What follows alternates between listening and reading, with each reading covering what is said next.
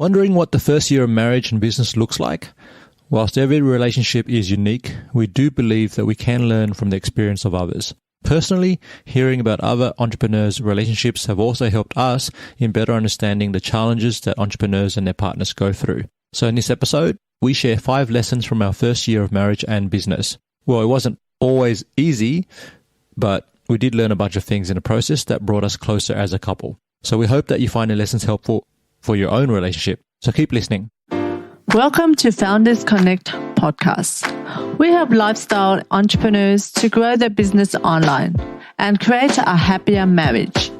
Did you know that approximately 45% of marriages end up in divorce and 65% of all startups fail due to founder conflicts? Well, we're here to change that. Each week we bring you an inspiring guest and practical tips to help you with business, relationships, and sustainable living. Now let the fun begin!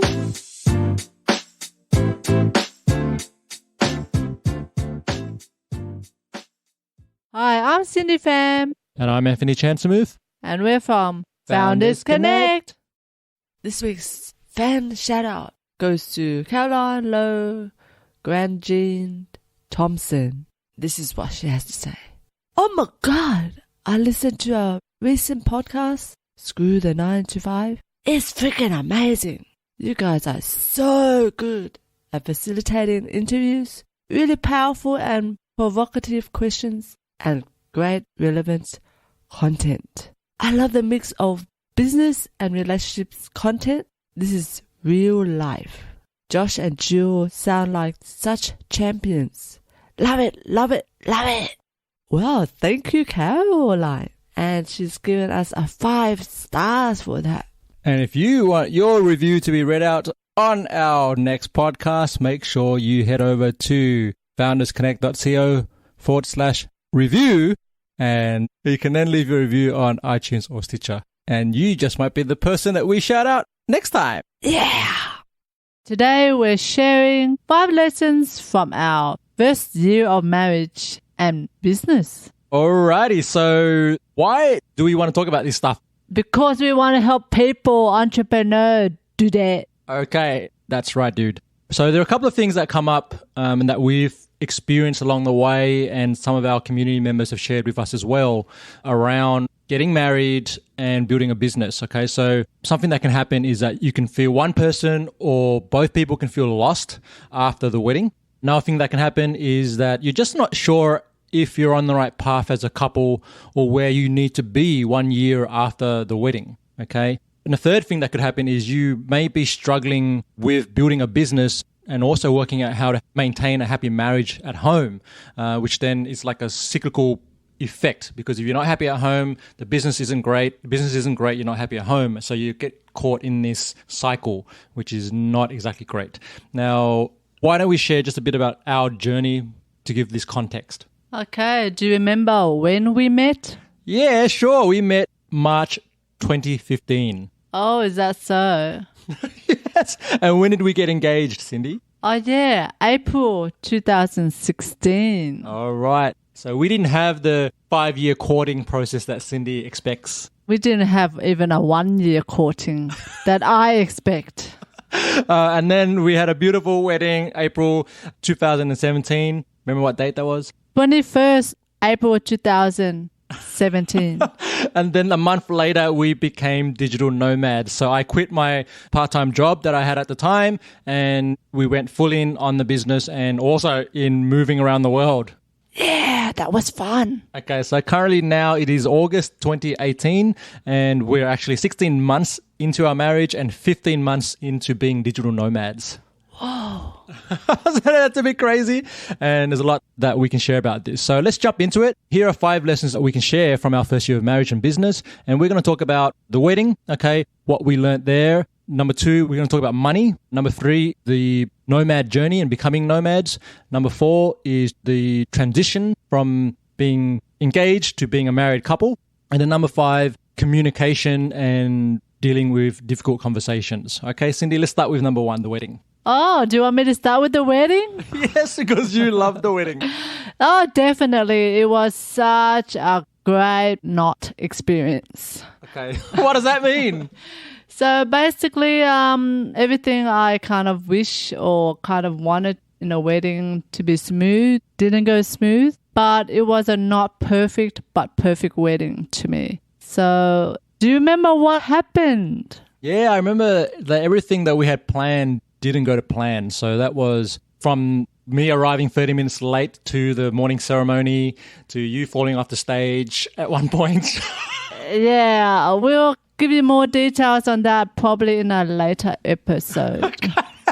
So what did you take away from that? What was positive about the wedding? I think the positive thing about the wedding is that we always have stood by each other through thick and thin, even before we got married and during the marriage process. And yeah, we were just really powerful couple together. Yeah, because there were a lot of challenges that were presented along the way, just with the planning process, organizing it on the day itself, and even afterwards. And there's a lot of things. We didn't have a wedding planner. I mean, Cindy was the wedding planner. Yeah, but I went on a trip before my wedding. Yeah, imagine this, like 1 week before the wedding, she's in Vietnam, having a party, sleeping in a capsule hotel. Hey, come on. We're going to talk about this later. Go to the next one, dude. Okay, all right. So that's the wedding. I think my key takeaway from the wedding is really be there for each other and delegate well. And I think that's something that, in hindsight, we could have done better. Now, number 2, let's talk about money and some lessons around essentially how do you merge two different sets of money behaviors or money systems and multiple bank accounts and things like this together. How did we tackle that? So basically what I did was I actually tried to find out what my spouse, which is Anthony's, financial situation first, and identify what kind of habits he has or mindset he has towards money. So essentially what we discovered was Cindy is a massive spender and I'm the saver. Totally opposite. So you could imagine how that was for me. So it was a shock to me when I found all this thing. But I set the rules saying this is what's going to happen. And we both agreed on what we wanted to do. So it has to be a both ways. So you can't always pin what you want on them. You need to discuss. Yeah, so you really need to sit down and discuss your money beliefs, patterns, behaviors, habits. And in episodes 1, 2, and 3 of this podcast, if you go back and listen to those, we actually cover the financials of the relationship in a lot of detail. Yes, and also we provide some tools and tips for you as well. Okay, so that was number 2, money. Number 3 was becoming nomad. So as I mentioned earlier, essentially the month after we got married, we made a decision to pack up our bags or one bag and one suitcase type thing and just go around the world. That was really hard for me, The princess has to bring just bare minimal. 25 kilos, dude. Between both of us. Okay. So what was really challenging about the nomad journey? For me, it was just basically don't know where we are going beforehand because that causes a lot of financial stress, but also it gives us, it's what we are, basically spontaneous. So it's both, so good and bad. But I think from this, I learned that if you actually prepared in advance, like where you want to go, you can save a lot of money on accommodation and on your flights. Yeah, and it's also, if we had done this, we would do this certainly, we're doing this from now on. If you prepare in advance, like even your next 12 months or your next 6 months and you know where you're going, you can do things like buy a round the world ticket with multiple destinations and you really sort of manage your costs a lot better and you stress a lot better because we're in this constant cycle of 1 month here, 1 month in a new location and then having to find Airbnbs or accommodation, just trying to work out exactly where we are and where to go in that new place because we went to places we hadn't been to before. Definitely. And it's also, like the Amazing Race, it's kind of rush. And that also had an impact on the business because at the time I had a virtual chief marketing officer or CMO service and I had clients that were based in Australia and the constant movement that we had was impacting my ability to show up to meetings with my clients and deliver work on time. Okay, I think we can delve more into that in future episodes, so better watch out for them. You are listening to the Founders Connect podcast, helping lifestyle entrepreneurs to grow their business online and create a happier marriage. Now back to the show. All right, so the next one, number 4, is what did we learn from transitioning to a new life as an engaged couple to a married couple? Well, for me, it was quite a major change. I think because how I was brought up, I always kind of felt that once I'm married, my life is set, kind of thing.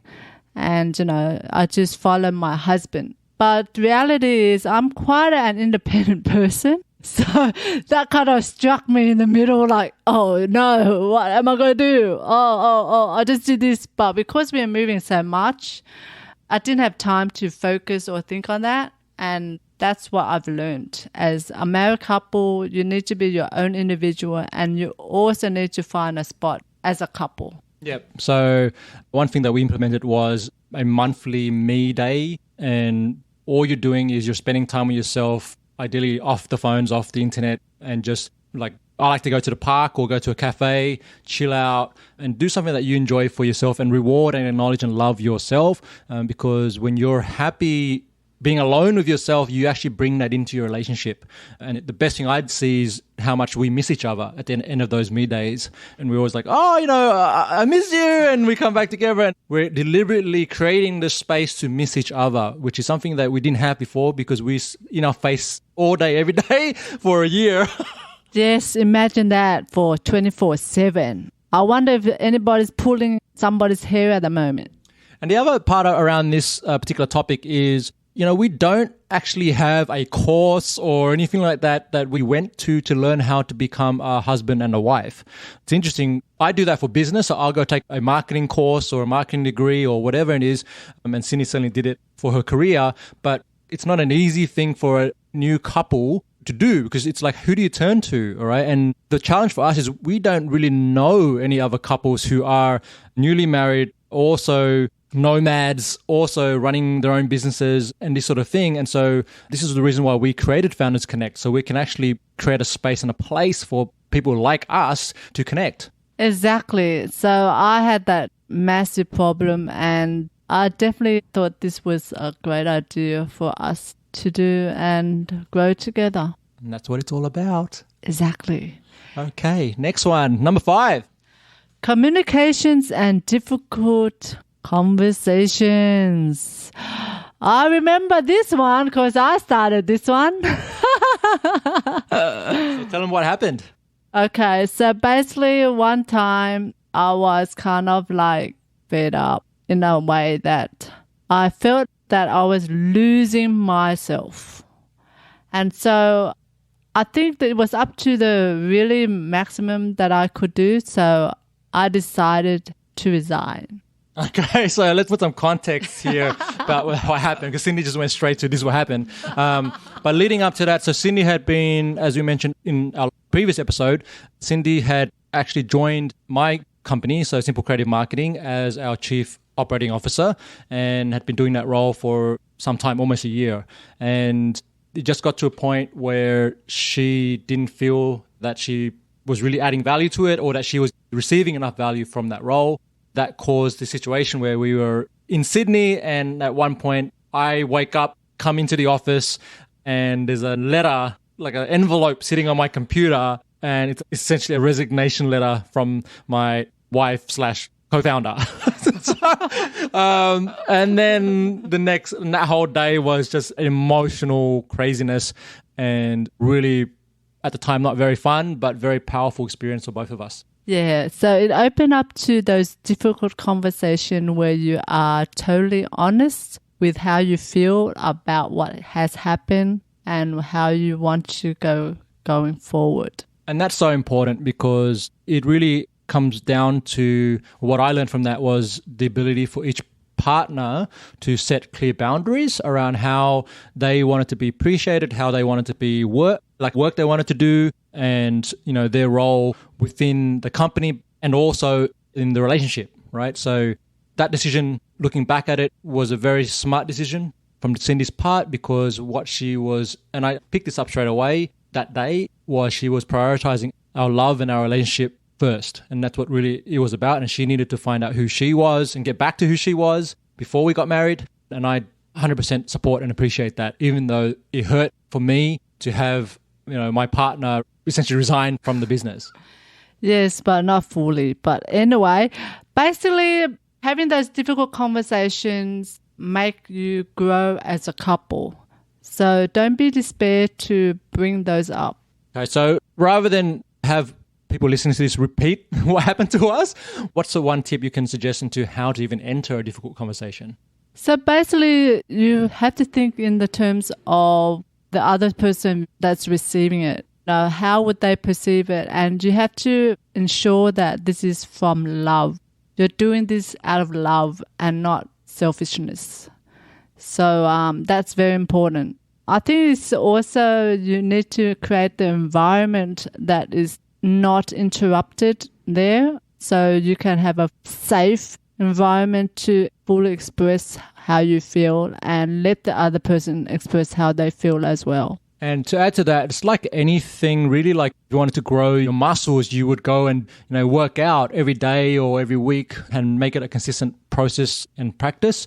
And that's something that I would encourage you to do like right now, like as soon as you can, and develop that muscle of being able to communicate authentically and honestly. And in episodes 4, 5, and 6 of this podcast, we actually delve deeper into communication and the art of communicating and having meaningful conversations with your spouse. So recommend you check those out. Meaningful and difficult. Absolutely. Okay, so just quick recap there. 5 key lessons we learned from our first year is for the wedding, it's really to be there for each other, and no matter what might happen, to support each other completely, because it's about you two growing together and enjoying that experience, right? As long as you're doing that, I think everything else will work itself out. Okay. Number 2, around money. Money, you have to be transparent and willing to help each other grow and have a plan. And set up financial systems that will work for both of you. Yeah, that's the plan. Okay. Number 3 is if you becoming nomads and going on an adventure together, really there it's more around, tip here is to plan ahead and really consider what you're doing for the next 12 months. And that way you can benefit from getting better deals, better timing on things, setting up your appointments and all sorts of things. And less stress. A lot less stress. All right. Okay. Number 4 is just a tip around transitioning to new life as a married couple. Keep your individuality, but remember you're a couple now. Absolutely. And always put your relationship first, even though sometimes that can be very challenging. Exactly. And that actually leads into tip number 5, which is around what we learned about communication and difficult conversations, which is being open and honest. And really for us, it's learning to express what we're really feeling deep down inside, and understanding that if you do it from a intention of trying to help each other, help the relationship grow, and that's actually much better than not saying something that needs to be said and then waiting for months down the line where that's going to blow up, and then there's a lot of resentment and hurt along the way. Exactly. Okay, so any last tips, Cindy? Last tip for marriage? Yes, of course. You have to get a free guide to marriage success. With a whole bunch of other tips and tools and resources that you can utilize to really grow your marriage and your business at the same time. And to grab that, just go along to foundersconnect.co/marriage success. One word, okay? That's foundersconnect.co/marriage success. You are listening to the Founders Connect podcast, helping lifestyle entrepreneurs to grow their business online and create a happier marriage. Now back to the show. In this week's Community Corner announcement, a bit of sad news. Sometimes good things have to come to an end. Our amazing friend Karen Natalia, who's about to become a mummy, which is great news. Congratulations. Is shutting down her business Beyond Latte. Now, Beyond Latte is a nourishing wellness drink sold in premixed satchels. Inspired by ancient philosophy from the East and the power of botanicals, Karen and her team crafted the perfect coffee-free, dairy-free, gluten-free, organics blends that will bring you the comfort and nourishment your body deserves. And it's very tasty as well. So the flavors include organic ginger latte, there's organic spicy hot chocolate, there's also the... Organic ginger latte? Already said that. There's a 90 gram bag and a 500 gram bag. And then there's organic turmeric, which you can get, or the organic cacao powder, which is what you can use in your smoothies and other things. Exactly. As part of their closing down sale, you can head to www.beyondlatte.com.au to get 50% off everything while stock lasts. So make sure you head over to beyondlatte.com.au now to get 50% off everything. Yeah. Are you thinking about leaving your job, taking control of your own destiny, and turning your passion and experience into a side hustle or full-time business? Well, check out our new Corporate Escape Plan PDF guide. It's free and you will learn the top 10 challenges for new entrepreneurs and what you can do to overcome them. Just head over to foundersconnect.co/escape to grab the free checklist now. Yeah, do it. In our next episode, we answer, how do you solve a shaky marriage and lousy sex life? With special guest Dr. Tina B. Tessina, PhD, a licensed psychotherapist with over 30 years experience in counseling individuals and couples. And she's an author of 13 books, including Stop Fighting About the 3 Things That Can Ruin Your Marriage and Love Styles, How to Celebrate Your Differences. Online, she's known as Dr. Romance, and Dr. Tessina appears frequently on radio and TV shows such as Oprah, Larry King, and ABC News. So if you're curious about how to solve a shaky marriage and lousy sex life, make sure you tune in to our next episode. Thanks for tuning in, and remember to live passionately, purposefully, and confidently. Till next time.